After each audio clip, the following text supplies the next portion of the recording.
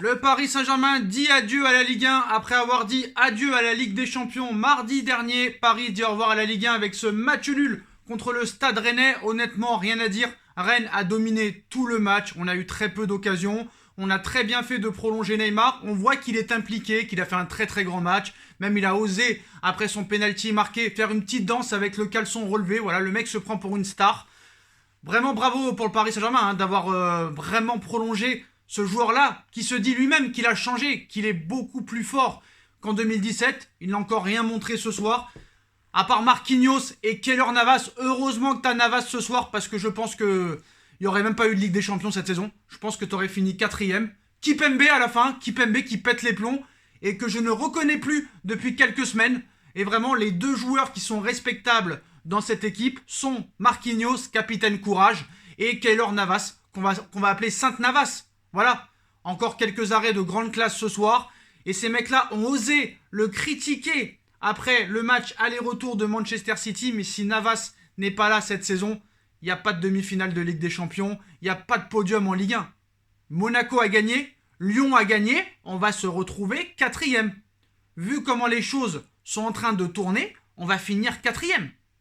J'ai peur de ça. Lyon n'a plus rien à jouer et plus rien à perdre. Plus de Coupe de France, plus de Coupe d'Europe. Monaco aussi, eux ils sont encore en Coupe de France et en championnat, mais ils n'ont plus rien à perdre.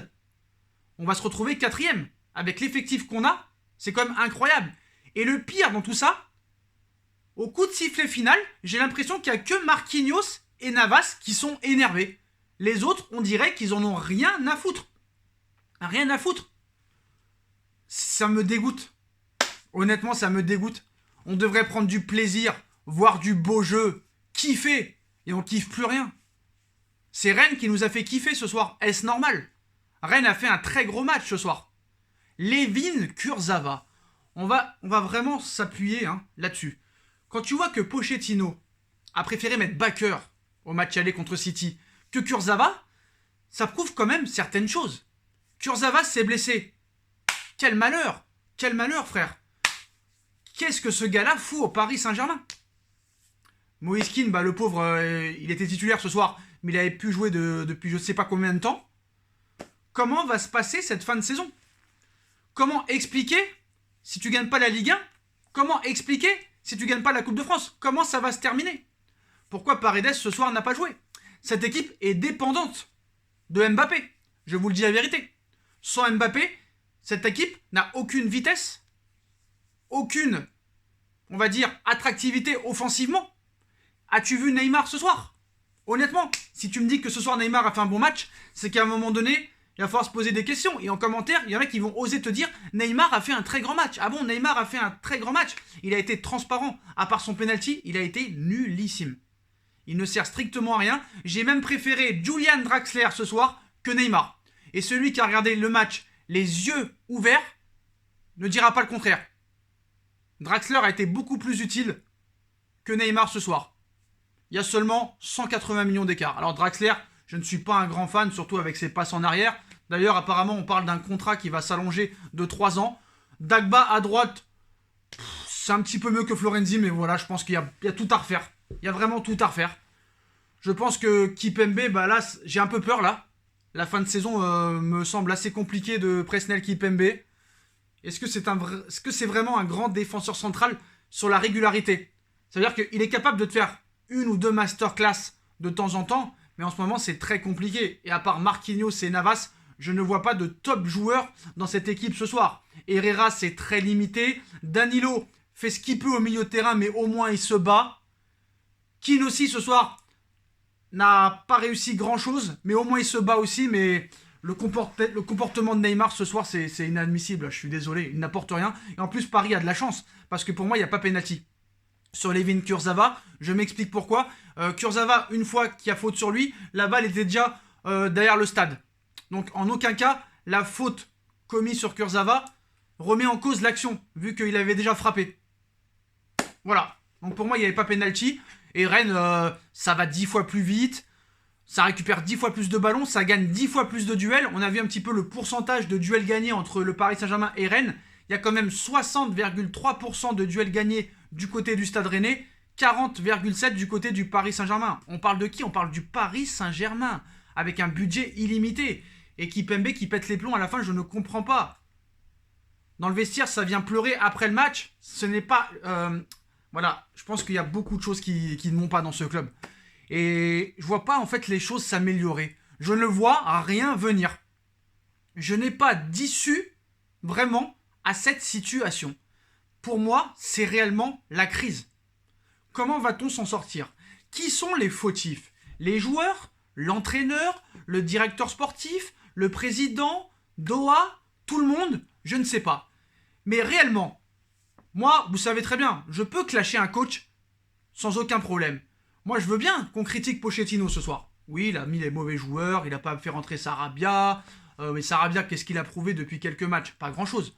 Est-ce que c'est la faute de Pochettino si Neymar est aussi mauvais? J'ai envie de te dire oui et non. Pourquoi oui et non? Si Neymar est mauvais, c'est pas la faute de Pochettino. Mais si Neymar est encore sur le terrain, c'est la faute de Pochettino. Parce que ces mecs-là pensent que Neymar peut changer un match à lui tout seul. Mbappé peut changer un match à lui tout seul, mais pas Neymar. Je suis désolé, pas Neymar. Mbappé a prouvé contre le Barça, a prouvé à Lyon, a prouvé contre le Bayern qu'il pouvait à lui seul changer un match. Neymar ne l'a jamais prouvé. Ah bah non Sacha, tu plaisantes ou quoi? Il l'a quand même prouvé contre le Borussia Dortmund en 8ème de finale l'année dernière. Oh là là là là là là. Ah oui, excusez-moi, c'est vrai que Neymar a marqué à l'aller et au retour l'année dernière en 8ème de finale de Ligue des Champions, donc on ne doit rien dire. Voilà, Sacha, ne parle pas de Neymar. Neymar est un joueur fantastique. Donc certes, il marque jamais de but dans le jeu, mais il est quand même fantastique. D'accord, Neymar est fantastique, il n'y a aucun problème. Donc voilà, les points positifs ce soir, je n'en trouve pas, à part Keylor Navas et Marquinhos. Le reste pour moi ce soir, c'est à jeter à la poubelle. À part Draxler quand même qui a fait certains efforts, il y a quand même de l'amélioration, mais voilà. Paris est en danger, donc déjà, premièrement, Paris dit adieu au titre après avoir dit adieu à la Ligue des Champions. Il y a maintenant cette Coupe de France qui est très loin d'être gagnée parce qu'il y a encore Monaco. Montpellier, c'est jamais simple à jouer. Je vois pas comment peut se passer cette fin de saison, mais imaginons que Paris finisse 3ème et va en tour préliminaire, ou qu'on finisse 4ème hors du podium. Oh, la catastrophe, mais qu'est-ce qui va se passer? Réellement, qu'est-ce qui va se passer? Mais tout le monde va être viré. T'imagines si on n'est pas en Ligue des Champions? Déjà la 3ème place, ça va être chaud. Déjà même la 2ème place, ça va pas être digéré, quoi qu'il arrive. Parce qu'avec l'argent qui a été investi depuis des années, que tu ne remportes même pas la Ligue 1, alors certes, je peux comprendre, il y a eu beaucoup de blessures, il n'y a pas eu de préparation du tout, zéro préparation, des cas de Covid, des blessures, mais il n'y a pas que nous. Le Bayern de Munich non plus n'a pas eu de préparation l'année dernière. Ça les a pas empêchés de gagner leur 30e titre de Bundesliga. Pourquoi nous, on va toujours se trouver des excuses? Franchement, le Neymar, je peux plus me le voir en peinture. Je vous dis la vérité. Mbappé, franchement, me manque. Heureusement qu'il y a Navas, heureusement qu'il y a Marquinhos. Au milieu de terrain, il n'y a aucune densité. Moi, ce que je comprends pas avec Pochettino, c'est que tu dois gagner un titre de champion de France, tu mets Paredes sur le banc, tu mets Gay sur le banc. Où on va? Où est la crédibilité de coach dans ça? Moi, j'accuse tout le monde là. J'accuse pas que Pochettino, mais c'est quand même lui qui met les joueurs sur le terrain. Paredes et Gay sont tes deux meilleurs milieux de terrain. Pourquoi ils ne jouent pas ce soir? Pourquoi Gay rentre à la fin? Franchement, à part Rafinha qui a essayé d'accélérer un petit peu le jeu, mais personne faisait les efforts devant. Rafinha, il peut pas faire tout seul au milieu de terrain.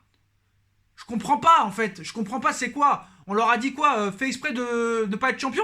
Fais exprès de ne pas être champion? Donc mathématiquement, c'est encore possible. Il y a seulement 3 points de retard. Au goal average, on est meilleur qu'eux, mais on a seulement 2 points d'avance sur le 4ème. 3 points d'avance sur le 4ème, 2 points d'avance sur le 3ème. Tout est possible encore. Il va y avoir un multiplex de fou entre la 37ème et la 38ème journée, mais voilà, l'attitude. Tu peux être dominé, tu peux perdre des points, tu peux faire un mauvais match, mais au moins la discipline, le comportement. Qu'est-ce qu'on va retenir du comportement ce soir? Rien. On va encore se prendre dans le dos le Neymar jusqu'à 34 ans. Est-ce possible? Le mec n'en a rien à foutre de ce club. Moi, je l'ai vu ce soir encore une fois. Pourquoi Diallo ne joue pas à gauche ce soir? Pochettino, frère, j'ai un message pour toi. Et souvent, peut-être qu'on va me clasher. Mais quand tu joues un titre, il te reste 3 journées. Ton meilleur arrière-gauche sur le banc? Tes 2 meilleurs milieux de terrain sur le banc? Es-tu sérieux? Es-tu sérieux? Vraiment, je suis très énervé ce soir. Très, très, très énervé parce que, En plus de ça, notre but, c'est sur un penalty. On peut jouer toute la nuit, on marque pas. Que ce soit contre City, que ce soit contre Rennes, on peut jouer toute la nuit, on ne marque pas. Au match aller, c'est Marquinhos, un défenseur qui marque. Au match retour, on ne marque pas. Ce soir, c'est sur penalty. Ça va s'arrêter où, la comédie, là? Où ça va s'arrêter? Et le Neymar, pourquoi il progresserait, le gars? On a été proche du chaos ce soir. On a été proche de la défaite. Honnêtement. Mais pourquoi Neymar ferait des efforts dans cette équipe? On l'a prolongé jusqu'en 2025. Le mec va continuer à toucher 30 millions d'euros jusqu'à 34 ans. Pourquoi le mec ferait des efforts? Pourquoi le mec changerait son hygiène de vie? Pourquoi le mec se battrait sur le terrain? Mais il a tout gagné, Neymar. Neymar a tout gagné. C'est nous les pigeons, c'est lui le gagnant, frère. Mais en tout cas, ce soir, je suis désolé, la défaite, en grande partie, c'est la défaite des joueurs, mais aussi la défaite de Pochettino. Parce que je suis désolé, et je me répète, et ce sera le mot de la fin, quand tu joues encore, et que tu as encore une chance d'être champion de France de Ligue 1, et que tu dois gagner ce soir impérativement, tu mets pas ton meilleur arrière-gauche, Diallo, sur le banc, et tes deux meilleurs milieux de terrain, Gay et Paredes, sur le banc. Pour moi, c'est honteux. Voilà, je vous dis la vérité. Maintenant, il y a ce match contre Reims et contre Brest, mais voilà. Je pense que la course au titre est terminée pour Paris après la défaite en Ligue des Champions. Donc maintenant, il restera plus que la Coupe de France. Mais vivement que cette saison se termine. Et je pense que Doha devrait vraiment réfléchir à faire évoluer cette équipe et changer de stratégie. Parce que je pense que cette saison-là, elle peut très très mal finir. Parce que si à la fin, pas de Coupe de France, pas de championnat, pas de Ligue des Champions, la Coupe de la Ligue qui n'existe plus, 0 trophée. Pour moi, le trophée des champions... c'est pas vraiment un trophée, mais bon, bref, on le prend quand même, mais voilà. Personne ne retiendra le trophée des champions 2020, 2021. Bref, je suis vraiment dégoûté ce soir et salut les potos. Salut.